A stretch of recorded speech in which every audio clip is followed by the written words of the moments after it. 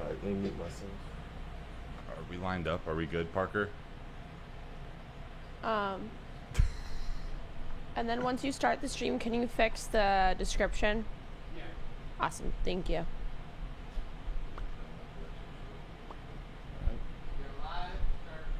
Now, coming to Woodward Sports, Woodward and Main Street, the Woodward Sports Network Detroit Lions Show. Let's go!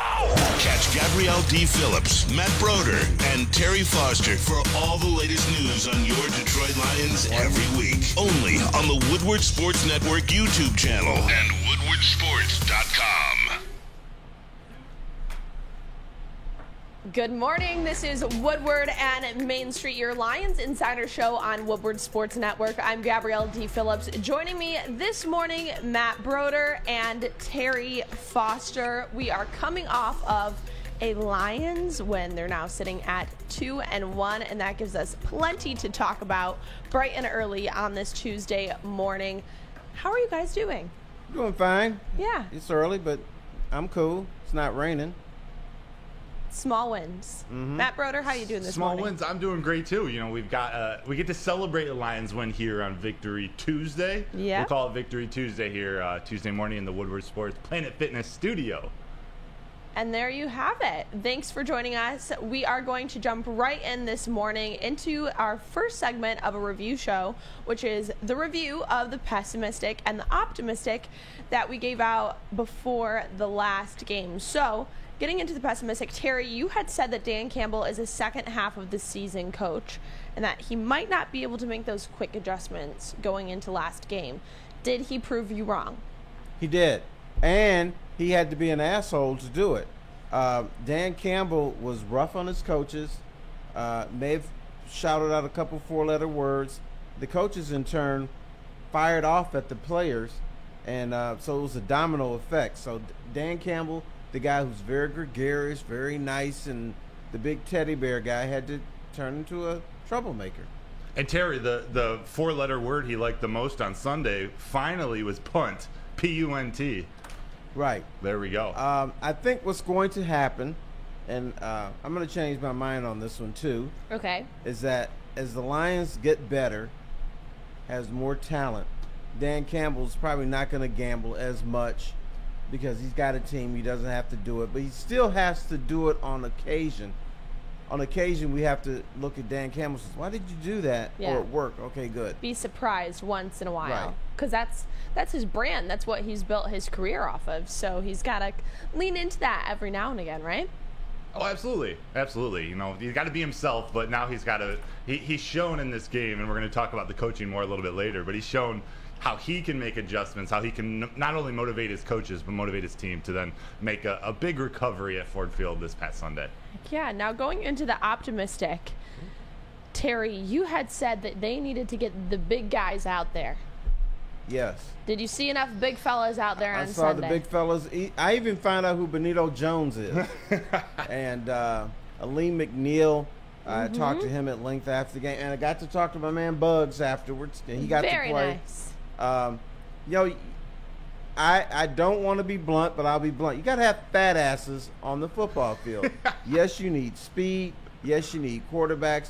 But you need brothers, big-ass brothers going to plug the middle. And in the Lions case, put a little bit more heat on the opposing quarterback. Yeah. I think, and McNeil agreed with me on this one. I think with McNeil, especially, he had a very good game. He opened things up for Aiden Hutchinson. Aiden Hutchinson can't do it by himself. Tried to do it against Seattle, and what was he doing? He was missing Geno Smith. But now, this time, Dan Campbell talked about putting the opposing quarterback in a little tiny box. McNeil and Jones and sometimes Bugs was there to make sure that Desmond Ridder couldn't just run and create more time because he was in that little tiny box and he had to get rid of the ball.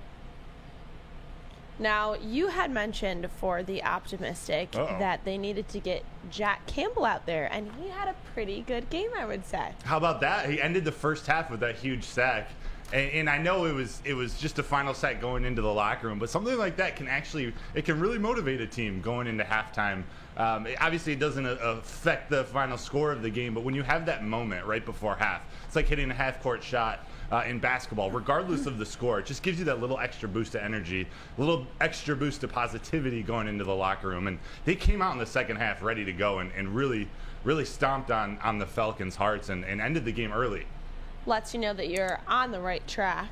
And then, Aiden Hutchinson kind of did the same thing at the end of the game. So hopefully they continue that momentum going into this next week, short week, but plenty to review over the 20-6 win over the Falcons. We have lots on the agenda. Up next, we are going to cover they were screaming next man up, and now they're backing it up. Stick with us. Join Woodward Sports' own Jeff Iafrate along with special WSN guests for the most anticipated Lions season in decades. Filled with different surprises and expert analysis. You're not going to want to miss out. Go to our Woodward Sports YouTube channel on Sundays and tune in live from 9:30 to 11:30 a.m. Woodward Sports' own Tom Mazaway and Sam Stick Day will be hosting our Lions postgame show after every Lions game all season long. Tune into the Woodward Sports YouTube channel for his hot-off-the-press takes, game analysis, and Kool-Aid sipping celebrations. You won't want to miss it. Join Maz, Stick, and special guests each week immediately following every Lions game, exclusively on the WSN YouTube channel. Welcome back. This is Woodward and Main Street, your Lions Insider Show here on Woodward Sports Network. I'm Gabrielle D. Phillips. This is Matt Broder to my left, to my right. Not sure how it is, how you're looking on the screen, but he's physically to my left. And then we have Terry Foster joining us this morning as well.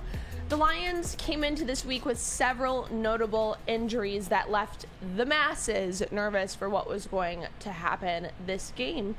And the Lions, as Terry has coined this phrase now that I'm going to be using all the time, the Lions were screaming next man up, and now they're able to back it up.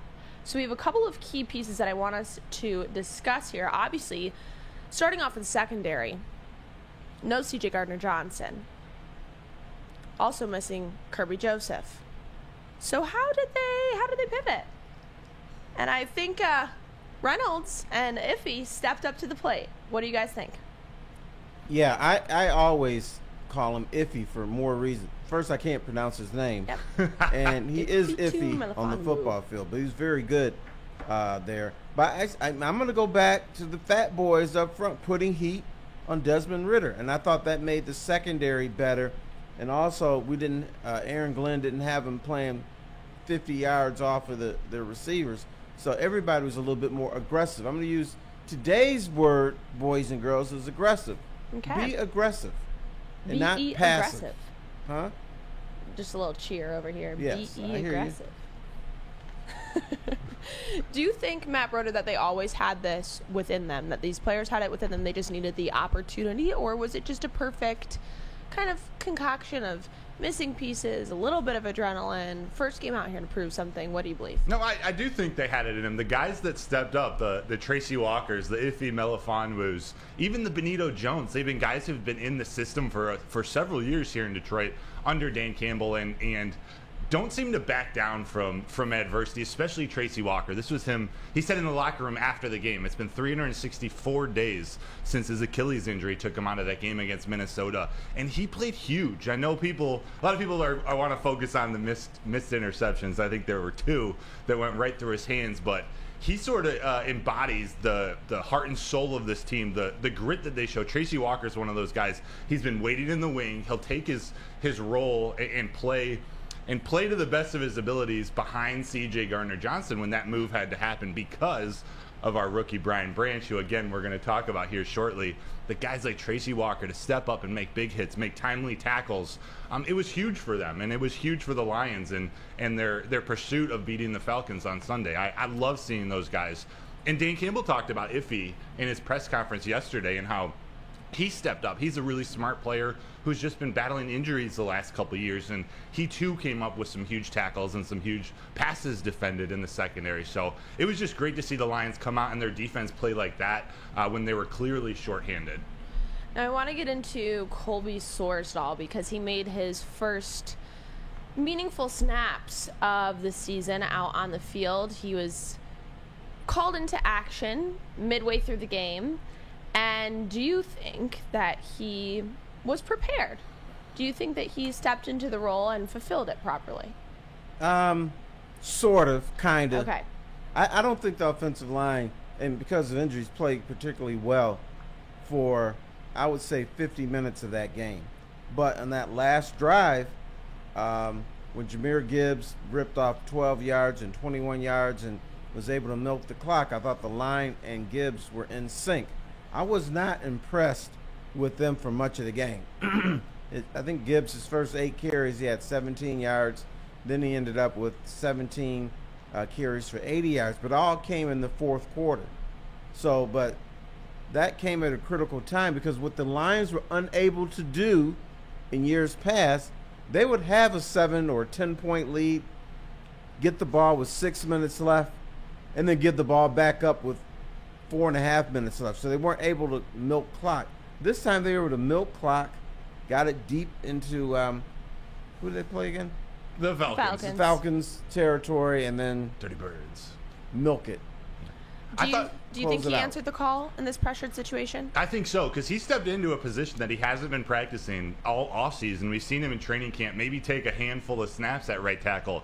He did play right tackle at William & Mary, and I think some of his experience playing 4 years, I think he started every game since he was a true freshman. 4 years at William & Mary sort of allowed him to have a little bit of experience behind him, but he's been taking reps at right guard the whole offseason. He stepped in. Boo-boos. Listen to what you just said. Yeah. He took snaps at right tackle at William and Mary. Yeah. Come on, dude. That's not real football. I'm not saying he played amazing, but I'm saying he was the fourth No, he probably man was up. amazing, but it was at William and Mary. I'm saying in the game on Sunday, Terry, he was the fourth right tackle up. This is after Skipper and after Matt Nelson, after Penei Sewell has to move over.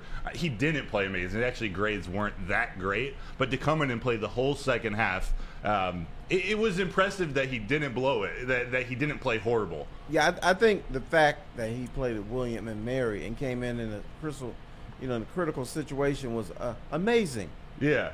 Because we talk about the next man up. On defense, next man up, you brought in 2 starters, Iffy and Tracy Walker. Those guys are starting defensive backs in the National Football League, and those are your replacements for guys who are starting ahead of them. So that shows where the Lions are, because back in the day, fans would be bitching about, the Lions, they were missing their 5th string safety. That's why they lost, so how could they win? Now you lose 2 guys in the secondary, you lost your offensive line, you lost your starting running back, and then you kick Atlanta's ass. Wouldn't have happened back in the day.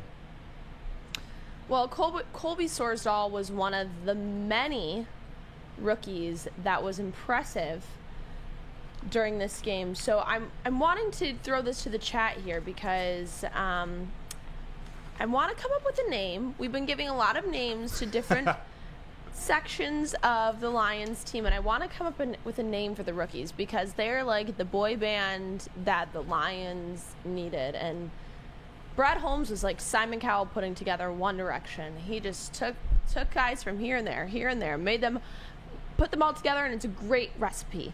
So what I want to hear is if you had to give the Lions rookies a band name, what would it be? Can I start? Yes, How go about for Bad it. Babies? Bad Babies. I like it. I like it. Well, we have the whole break for you guys to think about what you want the name to be for those Lions rookies, and then we're going to get into all of those rookies that were difference makers in this game coming up next.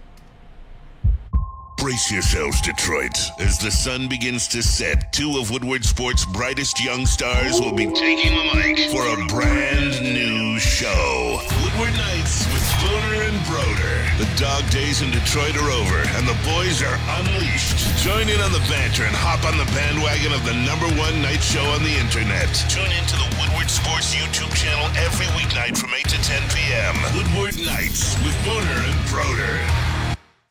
Join Woodward Sports' own Jeff Iafrate, along with special WSN guests for the most anticipated Lions season in decades. Filled with different surprises and expert analysis. You're not going to want to miss out. Go to our Woodward Sports YouTube channel on Sundays and tune in live from 9:30 to 11:30 a.m. Welcome back. It is Woodward Crazy. and Main Street, your Lions Insider show here on the Woodward Sports Network. Thanks so much for tuning in with us bright and early on this Tuesday morning. I'm Gabrielle D. Phillips, Matt Broder, Terry Foster. Thanks so much for hanging out with us today. Just a reminder that we recap the games on Tuesday, and then on typically Sundays, we'll preview the game going into that day. But this week, game day is on a Thursday. So we'll be here Thursday morning for a special episode at 7 a.m. So make sure that you're tuning in. And we're going to kick off your game day in a full day of programming here at Woodward Sports. Woodward and Main Street, morning show, Big D Energy, Armani and Edwards, heavyweights, nights, and the pregame. So lots to get into for that game, but I'm seeing some great names here in the chat that people have been coming up with for the Lions rookies. The Cub Pride. I don't know if I'm gonna read that one. Holmes Hookers. I don't know if I like that too much. You got to edit yourself before you read all of it. It already started coming out of my mouth, and it. Well, I mean, could be Hendon Hooker. Could be Hendon Hooker. Holmes Hookers. Right. Sure. I'm going to go with that. Detroit Cubs, DraftKings, the Roaring Rooks. Not bad. Motor City Kitties. Roaring Rooks is good. You know what? And maybe this is just me. Whenever something starts with Motor City, I'm out. I don't want to hear it. Really? Yeah, I'm like Tommy Hearns. He was, they tried to, instead of calling him the Hitman, they wanted to call him the Motor City something. I'm like, I'm just not into it, huh? Motor City Mauler? Was that him? Motor City Something. Yeah. So I just don't like Motor City. You're not vibing with it. That's okay. I don't know. I kind of like it, but some good options in here. The brand new Lions. We can't use that because we're already Danny and the Kneecaps. Nice. That's a great band name. That's very Motown. I think that's fantastic. That's very Motown. I don't know. I might be leaning towards that one. You gotta have a couple. I know you have some up your sleeve. I wanted to leave it to the people. You asked a question without the answer? My initial thought was like Brian Branch and the Rookie Company. It's not good. It's not clever enough, and that's why I had to throw it to the people because their masterminds have came up with some great ideas so far. So. You have to understand, Gabby's attitudes, I don't have time for this. Y'all figure it out. Oh, I don't think so. I just know where my creative, boundaries lie. And the names, it's never been something that I've been very good at. Okay. Terry, Tregan Kier Studios in the chat says that Motor City Cobra. Was that Tommy? That was it, the Motor City Cobra. I didn't like that. He's a hitman. But, it just shows we're trying to be, don't say hitman because that's too violent. Well, he's a damn boxer, for heaven's sakes. Let it be.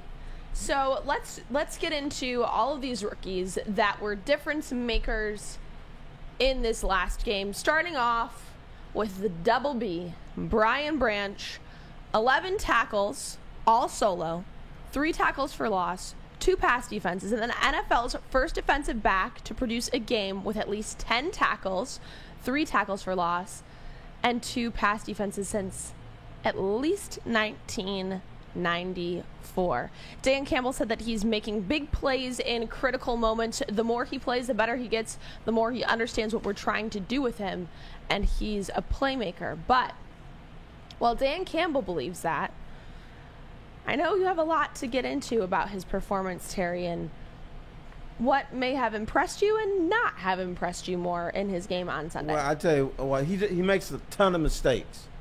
because he's enthusiastic and he's wild, but he makes up with it because of his aggressiveness. He reminds me, I'm going to go old school on you guys today. He reminds me of a former Lions safety named Mark Carrier. Mark Carrier would just blast you. He didn't tackle you. He put you into the pavement.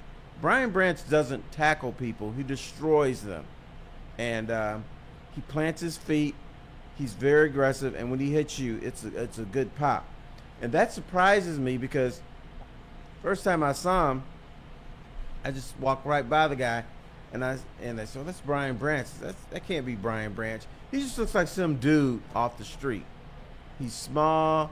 He's not real compact. He's not mean looking. He just looks like some dude.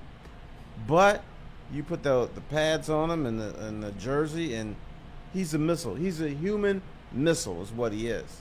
Exactly. And he had said after the game that he was licking his chops, wanting to tackle Bijan Robinson, wanting to stop him. And I mean, he did it, and he took the personal penalty there. But what are your thoughts on his performance this past Sunday, Broder? He did. He was, without a doubt, the best player on the field on the defensive side of the ball, and really was the game changer for the Lions. And you could see that energy, that enthusiasm, and that anger and aggression that he brought from his time starting at Alabama. He developed those instincts starting as a true freshman, and like Terry said, he had his target on Bijan Robinson, and that started all the way back from when Alabama played Texas back in college. And he knew with Bijan Robinson coming into his hometown, he wasn't gonna back down, and we could see him flying all over the field. And it wasn't just making tackles and disrupting the play in the backfield. He was all over the place and really affected the game at multiple levels of that defense. And just like we mentioned in that first segment, he was one of those guys that stepped up when we needed him. When C.J. Gardner-Johnson and Kirby Joseph go out, we need some of those guys to step up in the secondary, and he did just that. He's explosive, and that's something that they're looking for well ahead of time. But I think you mix his explosivity with this chip on his shoulder, and you have this missile of a product that he has become already in 3 games. But you know what else that does? When you just blast somebody, you not only make a tackle, but you get the rest of the defense all fired up, ready to go, and they want to blast some people. It's like, okay, we're not going to let the little fella have all the glory. I'm going to smack somebody too upside the head. So it's a domino effect. And this guy, I mean, how many NFL players on a typical Sunday sack the quarterback, blast the hell out of Bijan Robinson, pass defend, all in one game? That's very rare. And you're 5'1", 110 pounds. It doesn't happen. He's like that old school safety. I don't remember watching Mark Carrier, but that was a great comp. And I think of the Sean Taylors of the world, the John Lynches, back when safeties really would come and lay the hammer. You didn't want to come across the middle because they were there waiting for you, just like Brian Branch was there waiting for Bijan, ready to hit him. Ready to hit him. Now, up next, we have Jahmyr Gibbs, 17 rushes for 80 yards, 1 reception for 2 yards, and the 5th rookie running back in franchise history to tally 50-plus scrimmage yards in each of their first 3 games of that player's career. So the other people that are in that category are Barry Sanders, James Jones, Billy Sims, and Mel Farr. So not bad. After the game, Dan Campbell came out and said, as the game went on, particularly late there, like Terry said, Gibbs started going. When the light really comes on, it's going on. He'll only get better with time. And with reps, he just will. So I know you were talking earlier, and you kind of alluded to it, that you think that he needed more time. He used a lot of time to get comfortable in this game, and you were not too impressed by his performance in the first half. I didn't like the way he played, or the offensive line played for like 3.5 quarters, or maybe three quarters at least. I thought he was tentative. I didn't like the play calls. I wanted to see him go off tackle, and he really didn't do that. But on that last drive, when they get the ball with 6 minutes left, then everything started to click. Then that's when he piled up the yards. That's when he became the closer. And so I was impressed by that. But before that, I'm like, this is not working out, fellas. Now, do you think it's going to take him for these next couple of games as a rookie that time in the game to warm up? Or do you think that now that he's gotten this feeling and it's clicked, that it'll stick around for this game on Thursday? I believe that last drive boosted his confidence. The offensive line will get healthier, and those two things go hand in hand: the offensive line health and the running back. So, and we have to understand he's a rookie. Rookies are always learning. They don't know. They don't know what they don't know, and so I think he with education, with a better offensive line and more confidence, he would be better than he was against Atlanta. Do you agree that he's going to have improvement going into this next game? Yeah, absolutely. I think they just needed to he was filling a role on Sunday that isn't a role that he'll normally play throughout the season. And Ben Johnson and that offensive staff really had a game plan of committing to the run. And even when they were depleted on the offensive line, they were committed to doing that because it sets up so much for Jared Goff and the offense on play action, on the run-pass option late in the game where Jared Goff was able to pull it out of Jahmyr Gibbs' hands, fake the defense out, and run it in himself. It goes back, to me, it's all about Ben Johnson setting that up throughout the game, and I'm trying to save myself because we're going to talk about coaches later on. But Jahmyr Gibbs had a role running in between the tackles. I wanted to see his toughness and how he would recover from some of those hits from the big boys in the middle, and they were committed with their depleted offensive line. Throughout the game, I believe it was to the left of the center when he was rushing to the left of Frank Ragnow, where there's Jonah Jackson and Penei Sewell. He was 10 carries for 68 yards and a 6.8 average. When he ran to the right, which had Graham Glasgow filling in, and he actually played very well. He played all 70 snaps on the offensive line. But it was Graham Glasgow, Matt Nelson, he got hurt. It was Dan Skipper, he got hurt. And then it was Colby Sorsdale, 7 carries for 12 yards. So nothing was working to the right, but they had to keep running it with Gibbs, and they had to keep forcing it to that right side. So then late in the game, that fake RPO to Jahmyr Gibbs was to the right side, and Jared Goff was able to sneak to the outside. And young man, I think when he ripped off the 12 and 21-yard gains, they're to the right. Yeah, there we go. So you got to have confidence. You have to believe in your product, even when it's not working well. Now, next up, we have Sam Laporta with his first touchdown of the season, of his career, which we're hoping is going to be very long with the Lions. Very sweet video that came out after the game of Jared Goff and him walking back through the tunnel after the game and him showing him a video of his first touchdown. And you just saw the most pure look of excitement on his face, which I think pretty well sums up Sam Laporta and what we've gotten to know of him as a player and as a person. And Jared Goff even said that he had noticed something special about him from day one of OTAs, which is huge. And now he's sharing that with the media and with the public. But that he knew from the beginning that Sam Laporta was going to be something special. 8 receptions for 84 yards. And 8 receptions is the second most logged by a Lions rookie tight end in a single game. Hall of Famer tight end Charlie Sanders currently holds a record with 10 receptions back in 1968 and that 45-yard touchdown catch. You know, he's showing that he was built different, that they have great things coming out of Iowa. Now, you had the chance to also see this relationship develop over OTAs, and you've heard Goff now come out and say how much he trusts Sam Laporta. What do you attribute this to?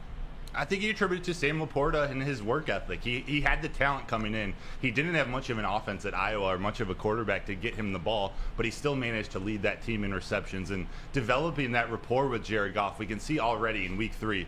Jared Goff had a good game, but he only spread it around to 4 different receivers and tight ends.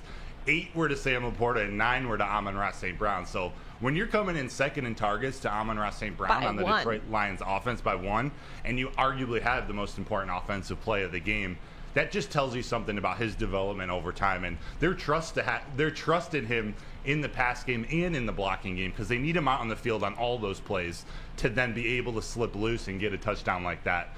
It's just great to see him develop that with Jared Goff, who's a guy. If I'm a tight end coming into the league, I'm looking to play with Jared Goff and develop that chemistry. Now, he's a rookie, Terry. Did you expect Jared Goff to be able to create this close of a relationship, this trusted of a relationship with a rookie tight end this quickly? Hell no. until I heard the great George Kittle talk about how he's going to be a great tight end and he believed in him and this is going to be the next great thing. Then I'm like, okay, maybe we have something here. Because I'll admit, and this is bad, I'm like, Iowa football player, big play maker, now count me out. But then George Kittle talked him up, and I'm like, okay, I'm going to be a believer. But, you have to have confidence. A lot of quarterbacks, they'll turn away from a player if they don't believe in them. And so I think Laporta now, one of those special rookies that we're going to get to enjoy for a long time. The only problem is that we have this real bad guy on this network named Neil Rule. Neil. Once Laporta becomes a 4th or 5th year guy, he's going to say, don't pay him. Don't pay him. You got to pay him. Pay the man. So I expect big things out of him and could be the best tight end on the Lions since Charlie Sanders. Yeah. Those are two guys we're going to be comparing him to. And I think in the end, we're going to say Laporta is better because when Charlie Sanders played, they didn't pass the ball that much. Football's evolved a little bit. He's going to get the ball. He's going to get his targets each game. I love that Dan Campbell had said that he has said ahead of the game that Laporta is just getting quietly better and better, but that now this whole thing has kind of had the lid blown off of it and everyone sees how good he is. He didn't really get covered that much in that game, and I think part of the reason that he was able to catch that long pass was because nobody was covering him. Nobody believed in him. Nobody believed that explosiveness was going to come out of Sam Laporta, and now I think the eyes are going to be on him going into Thursday. Yeah, Packers aren't going to let him be that wide open. But again, that was on a play-action pass. That's just what Ben Johnson and Jared Goff do. That's this chemistry between the quarterback and the offensive coordinator and quarterback coach Mark Brunell. It's all coming together, and you can see that once things start clicking. And again, it's still early. The game was not perfect by any means, but seeing some of those good plays come out of it were definitely impressive, how they rebounded from the previous week. Last rookie that we have to cover, and we initially talked about him earlier in this episode, is Jack Campbell with his first sack of his season, of his NFL career. Kind of fun that Sam Laporta got his first touchdown of his career in this game, and Jack Campbell got his first sack in this game. So a little bit of Iowa, a little bit of first for them in this third game here. Matt, you wanted Campbell to have a breakout game. Did he impress you overall?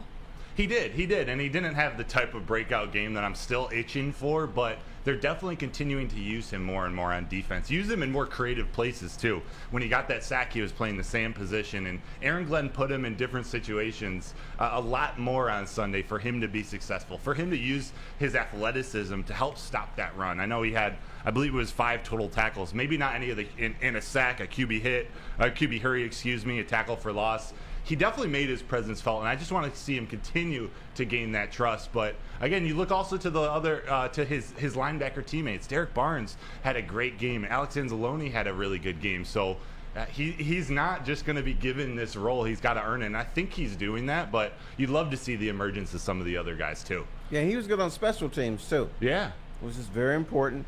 But it seems like all these linebackers at some point, except for Campbell, has been, I would say, on the Lions fan shit list. Rodrigo, we thought it was a cute story, but he's not going to be what they say he's going to be.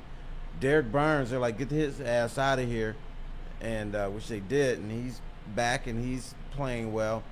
And now Jack Campbell is a guy that, to me, reminds me of Chris Spielman. The Spielman, when he tackled you, he was like, you ever see those old movies where the lion attacks somebody? Yeah. And they grab you and they just kind of, you drag the lion for 2 seconds and then he brings you down. That's what Jack Campbell's like. He's like that lion in the forest that grabs you, drags you down, and then devours you. There's no escaping his grasp. No, not at all. That rounds it out for our rookie conversation, recapping the previous game. We have to talk about another Campbell. We have to talk about the coaches. So we're going to move on to Dan Campbell here in the next segment. Stick with us, and we'll finish it out. Woodward Sports' own Tom Mazaway and Sam Stick Day will be hosting our Lions postgame show after every Lions game all season long. Tune into the Woodward Sports YouTube channel for his hot-off-the-press takes, game analysis, and Kool-Aid sipping celebrations. You won't want to miss it. Join Maz, Stick, and special guests each week immediately following every Lions game, exclusively on the WSN YouTube channel. Brace yourselves, Detroit. As the sun begins to set, two of Woodward Sports' brightest young stars will be taking the mic for a brand new show. Woodward Nights with Spooner and Broder. The dog days in Detroit are over, and the boys are unleashed. Join in on the banter and hop on the bandwagon of the #1 night show on the internet. Tune into the Woodward Sports YouTube channel every weeknight from 8 to 10 p.m. Woodward Nights with Spooner and Broder. Welcome back. This is Woodward and Main Street, your Lions Insider Show here on the Woodward Sports Network. Thanks so much for joining us this morning. I'm Gabrielle D. Phillips. Sitting with me is Matt Broder and Terry Foster. We're going to get into some coaching adjustment success. We gave the coaching staff some notes going into this last game against the Falcons, and I think that they made some of these adjustments pretty well. So let's start off with Aaron Glenn. They needed to generate more pressure, and they did just that. They held the Falcons to 183 yards in total offense. 7 sacks from 6 different players. What more could you have asked from Aaron Glenn going into this game? I don't think you could have asked much more from him. I think he adjusted very well. You could really get greedy and ask for a shutout. That's nearly impossible in the National Football League, especially on a day when Denver gives up 70 points. Oh, my Lord. So, no, I'm only looking for one thing. Be aggressive. That's it. Be aggressive. Right. There you go. Go ahead. Do your cheerleading thing. I don't care. That's because I don't get how in the National Football League you're going to play passive defensively, because this is not high school. Teams could go 99 yards on you because they don't make mistakes on offense if you don't put pressure on them. And I just thought they let Seattle, do whatever they want. Geno Smith do what he wanted to. Desmond Ridder, probably a younger quarterback, couldn't handle the stuff, but these dudes were in his face. So where you going, young fella? We're right here. So that's the only way you can win in the National Football League is to be aggressive and kill people. Were you pleased with the overall improvements from Aaron Glenn going into this game against the Falcons? I was, and just what Terry said, he was more aggressive. He tried new things and put these guys in better positions to be successful, especially those linebackers. He was a lot more aggressive, letting them get involved in the pass rush. We saw Derek Barnes and Jack Campbell have sacks of their own. He also did a lot more like 1 high safeties versus the 2 high safeties that they normally have, which opened up Tracy Walker and Brian Branch and some of those guys to show off their athleticism and their instincts in going and attacking the ball or the ball carrier out of the backfield. So I was impressed. He definitely got the guys ready. He schemed that defense a lot better to allow that defensive line, allow Aiden Hutchinson and Ali McNeil and Charles Harris. Great to see Charles Harris show up. Allow those guys to then get to the quarterback and finish. We can't talk about the coaching of the Detroit Lions without talking about Dan Campbell and the credit that we need to give him for punting. How do you feel about this? I know you have lots of feelings about this, Matt Broder. Yeah, no, he did what he needed to do. He played the field position game. He was flipping the field all day on the Falcons, and it showed. And I feel like the defense does respond to that. I don't know how much credit the defensive play can be given to that, but I know it had something. Whenever you get the Falcons, whenever you get your opposing team pinned deep in their own zone, the defense comes to play a little bit more. So just seeing him make those calls, make those conservative calls, it was kind of refreshing. Although there was one that I wish he went for it on. It was 4th or 1, 4th or 2, but that's okay. You can see him truly maturing and playing a more coaching a more adult game out there. Could have been a one-off though, young man. Yeah. Because he knew he was in a game where it wasn't going to be a lot of scoring. It was going to probably be a 1-possession or 1-score game the whole way, and it was going to be difficult to get points. So maybe that's why he backed off a little bit. So let's just pin them in, because I know this team can't move on my defense today. Yeah, he showed that faith, and I think you're right. And the only mistake out of him, and I can't figure out how there's anybody up in the booth who told him to throw the challenge flag, but that challenge on the Tracy Walker near interception, I don't know what we were thinking. That's maybe the one mistake on the day, the one asterisk. And we don't use that word around here, actually. No, the one mistake. No. We can't use that after giving so much grief week 1 for the use of the asterisk. Now, do you think that this was just like a one-off game, or do you think that he's going to learn game after game how to continue to improve on these coaching decisions, Terry? I think it's going to be a game-by-game thing for him. He's a guy that coaches by feel. There will be other games where he's going to be all nilly-willy and do silly things, but he's going to feel it's the right time to do it. It may not be, but I don't think he's changed. I think he was a different guy for this one game because he knew what it was going to be about. But from now on, he's probably thinking we're going to be in games where we're in the 30s and the opponent was probably going to be high 20s and stuff. So I'm going to have to flip the script a little bit more. I'm going to have to surprise these guys. I'm going to have to be one ahead of the other coach. And I believe the way that I can stay ahead of this game is by gambling now and then. So, Matt, you're gonna be pissed off at some point this season, but hang on, brother. Hang on. Gambling now and again, but I think the key thing is finding that balance between those Dan Campbell decisions that we've all known him to make and these more safe, logical decisions that he's shown off in this last game. Would you agree? Yeah, I think he's the only one we want to see gambling at a team facility here with the Lions. No, I do appreciate, I agree with you, Terry. I don't know, something just feels different to me about that game. Something feels calm and mature in how he made that, how he not just coached the game, but how he got the team ready. You can see his Bill Parcells influence coming out, how he gave his coaches and his team the tough love all week, and it really showed off, and it really paid. I don't know, I just saw a calming influence there on the sideline that I don't think we've seen out of him yet, and I'm hoping, maybe it's just optimism, I'm hoping that's just his level of coaching maturity coming out. Yeah, maybe, but from talking to players after games, he was a jerk last week. Yeah, that's that Bill Parcells influence. Right.